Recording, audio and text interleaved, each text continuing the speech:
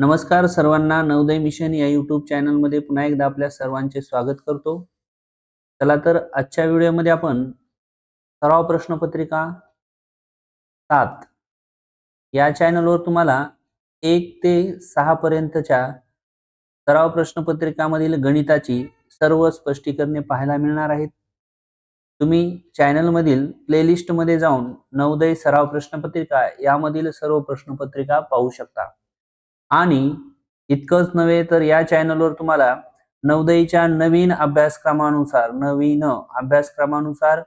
सर्वच्या सर्व गणिताची स्वाध्याय या ठिकाणी तुम्हाला नवोदय अंकगणित या प्लेलिस्टमध्ये पाहायला मिळणार आहेत. ठीक आहे, चला तर वेळ न घालवता आपण सराव प्रश्नपत्रिका 7 यामधील पहिला प्रश्न सोडूया. ठीक आहे, चला तर पहा, या ठिकाणी पहिल्या प्रश्नामध्ये सांगितलेलं आहे, पहिल्या 100 नैसर्गिक संख्येमध्ये 3 आणि 6 यांची गुणिते असलेल्या किती संख्या आहेत? तर पहा, 3 आणि 6 यांची गुणिते म्हणजेच काय करायचं, या दोघांचा गुणाकार, साहित्रिक 18. याचा अर्थ 18 ने भाग जाणाऱ्या 1 ते 100 मध्ये किती संख्या आहेत हे आपल्याला या ठिकाणी लक्षात यायला पाहिजे. तर पहा, 18 एक 18, 18 पंचे 90, म्हणजे 100 पेक्षा लहान म्हणजे 90 संख्येपर्यंत 5 संख्या मिळतात आपल्याला. म्हणजेच 18 एक 18, 18 दोन्ही 36, 18 त्रिक 54, 18 चौन 72, 18 पंचे 90. म्हणून या ठिकाणी ऑप्शन नंबर 2 हे आपलं उत्तर असणार आहे. ठीक आहे, चला आता 42 नंबरचा प्रश्न पाहूया. पहा, या ठिकाणी दिलेलं आहे गुणाकार आणि याचं उत्तरही दिलेलं आहे. तर आपल्याला या ठिकाणी या दोन्हीचा भागाकार विचारलाय किती आहे. तर पहा, दशांश अपूर्णांकाचा भागाकार यावर प्रत्येक वर्षी प्रत्येक पेपरमध्ये 1 ते 2 क्वेश्चन या ठिकाणी विचारले जातात. त्यामुळे दशांश अपूर्णांकाचा भागाकार तुम्ही व्यवस्थित करून घ्या. ठीक आहे, चला तर आपण याला सोडून घेऊया. तर पहा, सोडवताना या ठिकाणी आपण याला छेदात घेऊया 0.06. पहा, अंशामध्ये आणि छेदामध्ये उजवीकडून 2 संख्या सोडून पॉइंट आहे, याचा अर्थ पॉइंट समान स्थळावर झाला. पॉइंट या ठिकाणी निघून जाणार आहे, तेच इथं राहील 3996 आणि भागाकारात राहणार आहे 6. ठीक आहे, तर आता याची काटाकाटी जर करून घेतली आपण तर 6 एक 6, 6 6 36 होईल, परत 3 उरतील, परत 6 6 36 होईल, परत 3 उरतील, परत 6 6 36, म्हणजे 666 हे आपलं या ठिकाणी उत्तर येणार आहे. ठीक आहे, पुढील प्रश्नाकडे वळूया. पुढील प्रश्न आहे प्रश्न क्रमांक 43. पहा, या ठिकाणी दिलेला आहे 12 मीटर रुंद असणाऱ्या एका हॉलच्या जमिनीवर बसवण्यासाठी 0.2 मीटर गुणिले 0.15 मीटर मापाच्या 14,400 फरशा लागतात. तर त्या हॉलची या ठिकाणी लांबी काढायची. आपल्याला लक्षात आलं पाहिजे, लांबी आणि रुंदी आहे, याचा अर्थ हा हॉल आहे आयताकृती. कोणता आहे? आयताकृती. आपण काय करायचं, या ठिकाणी तुम्हाला फरशीची संख्या काढताना आपण या ठिकाणी तुम्हाला सांगितलेलं या अगोदरही, जर फरशीची संख्या काढायची असेल आपल्याला तर इथं लिहायचं फरशींची संख्या बरोबर हॉलचे क्षेत्रफळ भागिले फरशीचे क्षेत्रफळ, हे या ठिकाणी सूत्र आहे. तर पहा, आता फरशींची संख्या आपल्याला माहिती आहे किती आहे, 14,400 बरोबर. या ठिकाणी आपल्याला हॉलचे क्षेत्रफळ म्हणजेच लांबी गुणिले रुंदी बरोबर आहे. म्हणजेच आपल्याला रुंदी माहिती आहे, लांबी माहित नाही.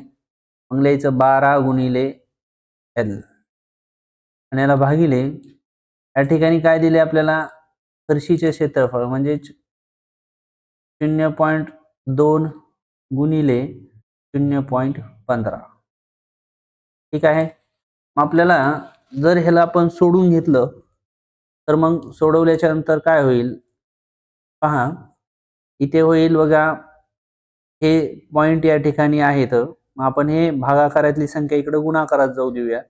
म्हणजेच काय होईल 14,400 भागिले आता पॉईंट नाही असं समजून जर गुणाकार केला तर 15 दुनी 30 येईल. 30 आणि पॉईंट उजवीकडून 3 घरं 1 2 3 इथे पॉईंट देऊया आपण. ते असं होईल. परत काय राहील 12 गुणिले L. इथपर्यंत समजलं. आता काय करायचंय या ठिकाणी तर पहा या ठिकाणी आपल्याला काय करायचंय भागाकारात नाहीत गुणाकारात जातील. इथं दुरुस्ती करून घ्या आपण. तर काय होईल 14,400 गुणिले होईल इथं 0.03 करू आपण. हे 0 पॉईंटच्या इकडचा 0 कडीचा काढला तरी चालतो. बरोबर राहणार आहे 12L. ठीक आहे. तर या ठिकाणी 12L झाल्याच्या नंतर आपल्याला 12 जे गुणाकारात आहेत ते भागाकारात जातील. परत 12 कशात जातील भागाकारामध्ये. म्हणजे काय होईल या दोघांचा जे गुणाकार आहे त्याला भागिले 12 होईल. ठीक आहे. तर आपण याला असं भागिले 12 करून टाकूया. 12 1 12 12 1 12 होईल. 2 उरतील 12 दोन्ही 24 होईल आणि हे 2 शून्य जातील. याला गुणिले राहील 0.03 0.03 हे आपलं L येणार आहे. ठीक आहे. आता बघा आता उजवीकडून 2 नंतर पॉईंट आहेत. आपण पॉईंट नाही समजून जर असा गुणाकार करून घेतला याचा तर पहा या ठिकाणी इथे करतो मी या बॉक्समध्ये. तर पहा जर हे 0 आपलं पॉईंट नाही असं समजून जर गुणाकार केला तर काय होईल बघा 12 त्रिक 36 येईल आणि हे उजवीकडे 2 शून्य आहेत म्हणून इथं 2 शून्य टाकूया आपण. आणि परत काय होईल पॉईंट उजवीकडून 2 घर आहे म्हणजेच 1 2 घर सोडून इथे पॉईंट देऊया. म्हणजेच आपलं उत्तर येणार आहे 36.00. याचाच अर्थ उत्तर असणार आहे आपलं ऑप्शन नंबर 2 मध्ये. पहा या ठिकाणी व्यवस्थित जर आपण लक्ष देऊन केलं तर गणित खूप सोपे आहेत. तेच गणित रिपीट होतात परीक्षेमध्ये पण. त्यामुळे व्यवस्थित लक्ष द्या. पहा 44वा प्रश्न आहे. जर ए ही बी च्या आधीची संख्या असेल तर ए वजा बी आणि बी वजा ए यांच्या किमती काढायच्या. तर ए ही बी च्या आधीची आहे. आपण बी च्या आधीची आहे. बी जर आपण कुठलीही संख्या धरली समजा 5 पकडलं तर या ठिकाणी ए ची किंमत होईल आधीची म्हणजे 4. तर याच किमती आपण ह्याच्यात ठेवायच्या. ए वजा बी म्हणजेच काय होईल 4 वजा या ठिकाणी 4 वजा 5 होईल. 4 वजा 5 होईल आणि दुसरीकडे काय होईल या ठिकाणी या कंसात होईल 5 वजा 4. ठीक आहे. तर 4 मधून 5 जातात मग 5 मधून 4 गेले 1 राहिला आणि या ठिकाणी वजाचं चिन्ह म्हणजे इथं वजा 1 येईल उत्तर आणि इथं येईल 1. म्हणजे आपला ऑप्शन नंबर 1 मध्ये आपल्याला उत्तर पाहायला मिळते वजा 1 आणि 1. ठीक आहे. तर पहा ए च्या ठिकाणी तुम्ही कुठलीही किंमत घेऊ शकता. समजा बी म्हणजे 6 जरी पकडले आपण किंवा 6 धरले तर ए म्हणजे त्याच्या अगोदरची संख्या 5 होऊ शकते. तुमच्या मनावर कुठलाही अंक तुम्ही गृहीत धरू शकता. ठीक आहे. प्रश्न क्रमांक 45. पहा या ठिकाणी आपल्याला आकृती दिलेली आहे आणि या आकृतीची आपल्याला काय करायची आहे परिमिती काढायची आहे. पहा परिमिती म्हणजे सर्व बाजूंची बेरीज असते. पहा आपण सर्व बाजूंची बेरीज या ठिकाणी करून घेऊया. ठीक आहे. तर पहा या ठिकाणी दिलेलं आहे आपल्याला ही बाजू 3 आहे 3, बाजू 5 आहे 5, या ठिकाणी ही बाजू 4 आहे 4 आणि 4 आहे आणि या ठिकाणी पहा ही 4 आहे इकडची सॉरी ही 3 आहे ही 4 आहे म्हणजे हा या ठिकाणी 1 असेल हा 1 हे प्लस 2 करावं लागतील. ठीक आहे.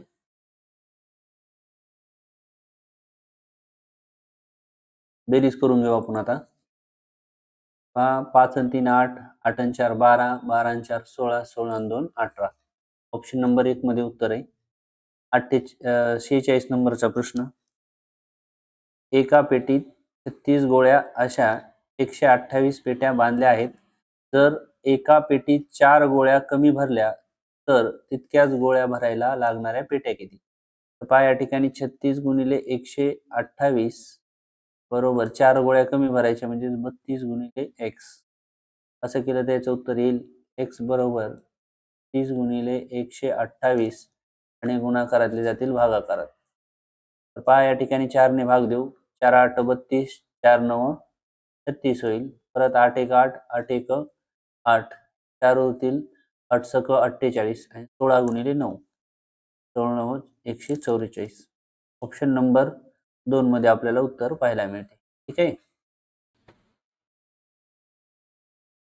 होईल. तर पहा जर आपण या ठिकाणी इथं जर आकृती काढून घेतली अशी, तर 8.5 म्हणजे या ठिकाणी कुठंतरी 8 असतील, म्हणजेच आपले हे काटा असा असेल बघा. पहा नक्कीच जर आकृतीकडे जर बघितलं तर हा काटा 9 वर जर असता इथं असा आणि हा 6 वर, तर इथं 90 अंशाचा कोन झाला असता. परंतु हा 90 पेक्षा कशी होत आहे, कमी होत आहे, म्हणजेच त्याला आपण लघुकोन असं म्हणतो. ठीक आहे. तर पुढील प्रश्नाकडे वळूया.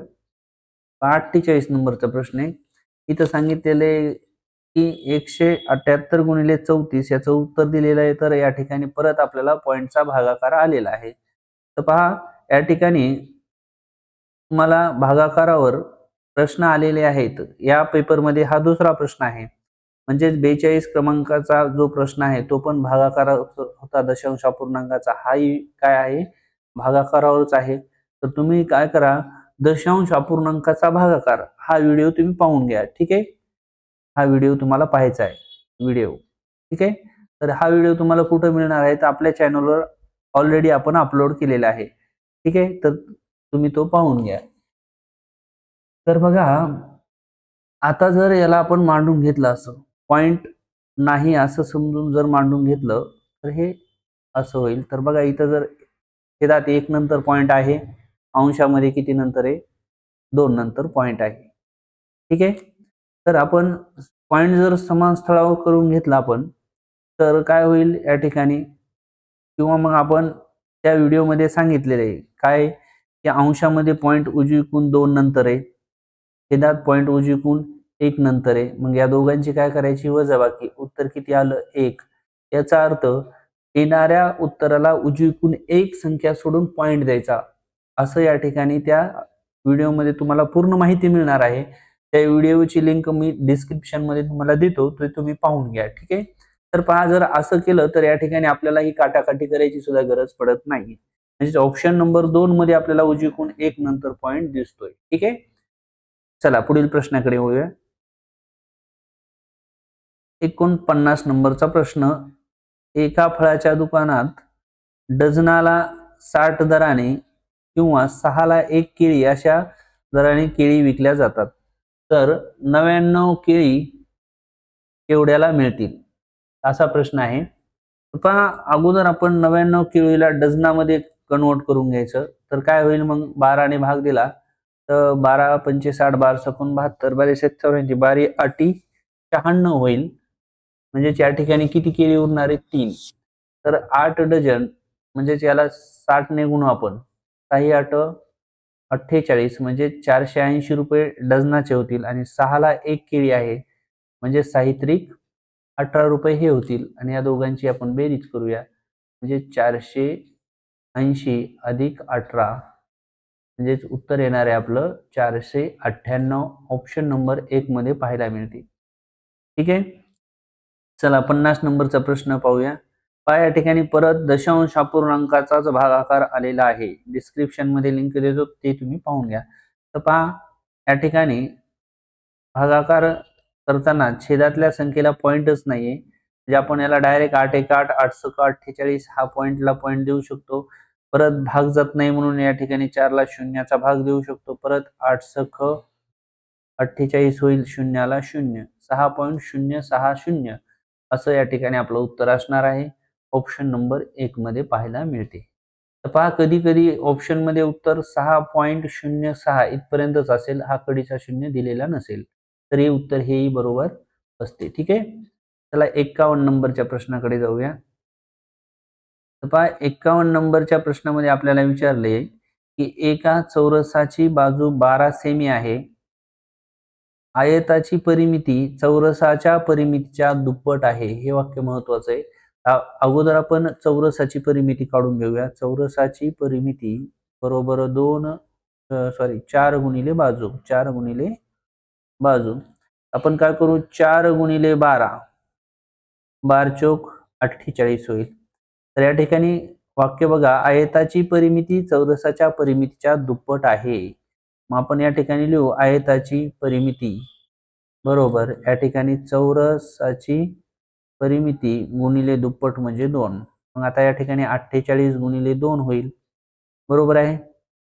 तर 48 गुणिले 2 8 दोन्ही 16 हातचा 1 4 दोन्ही 8 आणि 1 9 96 या ठिकाणी होईल आपली काय होईल 96 सेमी. तर पहा ही झाली आयताची परिमिती. आता पुढे वाचूया, जर आयताची लांबी ही रुंदीच्या दुप्पट असेल तर आयताची लांबी किती. आता बघा परिमितीवरून आपल्याला लांबी काढायची. मग आता आयताची लांबी ही काय आहे रुंदीच्या दुप्पट आहे. रुंदीच्या दुप्पट आहे. मग रुंदी जर x घेतली तर लांबी दुप्पट आहे म्हणल्यावर 2x होईल. घेऊया सूत्र परत, आयताची परिमिती बरोबर 2 कंसात लांबी अधिक रुंदी. चला तर परिमिती आहे 96. 2 ला 2 लिहून घेऊया कंसात लांबी 2x अधिक रुंदी x. सोडून घेऊया याला 2 गुणिले 2x बे दोन्ही 4x होईल अधिक 2x बरोबर 96 होईल. 4 आणि 2 6 झाले तर 96 बरोबर 6x होईल. ठीक आहे.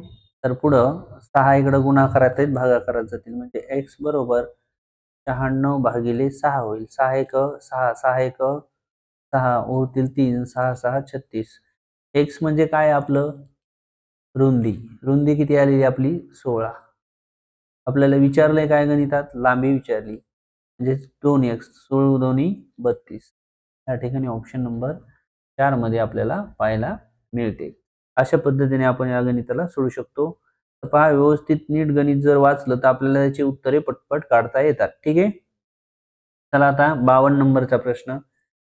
3 वाजता घड्याळाचा मिनिट काटा व तास काटा यामध्ये कोणता कोन तयार होतो. आता पहा 3 म्हणजेच या ठिकाणी काटकोन होईल म्हणजेच नक्कीच याचं उत्तर काय असणार आहे काटकोन. ठीक आहे. पुढील प्रश्नाकडे वळूया. प्रश्न नंबर 53. काय या ठिकाणी विचारले पुढीलपैकी कोणत्या संख्येला 18 ने भाग जातो. 18 ची कसोटी आपल्याला लक्षात यायला पाहिजे. 9 गुणिले 2 ज्या संख्येला 9 ने आणि 2 ने भाग जातो त्या संख्येला 18 ने भाग जातो. तर ठीक आहे. तर बघा 6 1 6 12 7 1 18 6 24 6 25 6 6 36. 36 ला 9 ने जातो आणि 2 नेही जातो. कसोटी पाठ असणे आवश्यक आहे. ठीक आहे. चला 54 नंबरच्या प्रश्नाकडे जाऊया. इथे अपूर्णांकाची बेरीज दिलेली आहे आणि याचं उत्तर आपल्याला दशमान सममूल्य आहे म्हणजेच आपल्याला त्याचं पॉइंट मध्ये उत्तर काढायचं. पहा तुम्हाला या अगोदरही सांगितलेले मी 1/10 याचा अर्थ आपण 1 जशास तसा लिहायचा आणि उजवीकडून 1 नंतर असा पॉइंट द्यायचा म्हणजेच 1/10 चं उत्तर 0.1 हे असते. प्लस आता इथं छेदात 100 आहेत म्हणजे 2 शून्य आहेत म्हणजेच या ठिकाणी तुम्हाला सांगितलेलं आहे मी 11 लिहायचे आणि 2 शून्य आहेत म्हणून उजवीकडून 1 2 अंक सोडून पॉइंट द्यायचा. ठीक आहे. त्यानंतर इथं छेदात 1000 आहेत म्हणजे 1 समोर 3 शून्य आहेत म्हणजे अंशातली संख्या या ठिकाणी जशास तशी लिहायची आणि 1 2 3 संख्येनंतर पॉइंट द्यायचा. हे या ठिकाणी आपण या अगोदरही तुम्हाला सांगितले. जिथं काहीच नाही तिथं शून्य घेतला तरी चालतो. तर पहा 1 या ठिकाणी लिहितो 1 1 आणि 1 2 1 2 3 पॉइंटला पॉइंट 0 0.321 असं उत्तर या ठिकाणी ऑप्शन नंबर 3 मध्ये आपल्याला पाहायला मिळते. पुढील प्रश्नाकडे वळूया. 55 नंबरचा प्रश्न. 7च्या पहिल्या 4 गुणितांची बेरीज. गुणितांची म्हणजे पाड्यातील संख्या 7 1 7 7 2 14 7 3 21 7 चौक 28 या सर्वांची बेरीज किती आहे असं या ठिकाणचा अर्थ आहे. तर पहा या सगळ्यांची आपण बेरीज जर केली तर काय येईल. तर अशी जर बेरीज आपल्याला जमत नसेल तर आपण उभ्या पद्धतीने जरी उभी मांडून केली तरी जमते. ठीक आहे. तर पहा यांची बेरीज येते 70. बेरीज करून पहा ऑप्शन नंबर 3 मध्ये आपल्याला पाहायला मिळते. पुढील प्रश्नाकडे वळूया. 56 नंबरचा प्रश्न. ही संख्या दिली यातील 4 आणि 6 यांच्या स्थानिक किमतीचा जे फरक आहे किंवा स्थानिक मूल्यातील फरक आपल्याला विचारलेला आहे. आपण या ठिकाणी लिहूया 4ची स्थानिक किंमत 1 2 3 4 शून्य येतील आणि 6ची 600 आणि यांचा फरक म्हणजे यांची काय करायची आपल्याला वजाबाकी. पहा 0 0 या ठिकाणी 4 येतील, इथं 9 येतील, इथं 3 येतील. म्हणजे 39,400 ऑप्शन नंबर 1 मध्ये आपल्याला उत्तर पाहायला मिळते. ठीक आहे, पुढील प्रश्नाकडे वळूया. पुढील प्रश्न आहे 57 नंबरचा. या ठिकाणी 57 नंबरच्या प्रश्नामध्ये विचारले पुढील पैकी कोणती संख्या 4 6 8 त्या तिन्ही संख्येची गुणित आहे. बघा 4 6 आणि 8 ने भाग जाणारी संख्या शोधायची. इथेही आपल्याला काय कसोटीच पाठ असणं आवश्यक आहे. ऑप्शन नंबर 3 उत्तर येते आपलं. ठीक आहे, पुढील प्रश्नाकडे वळूया.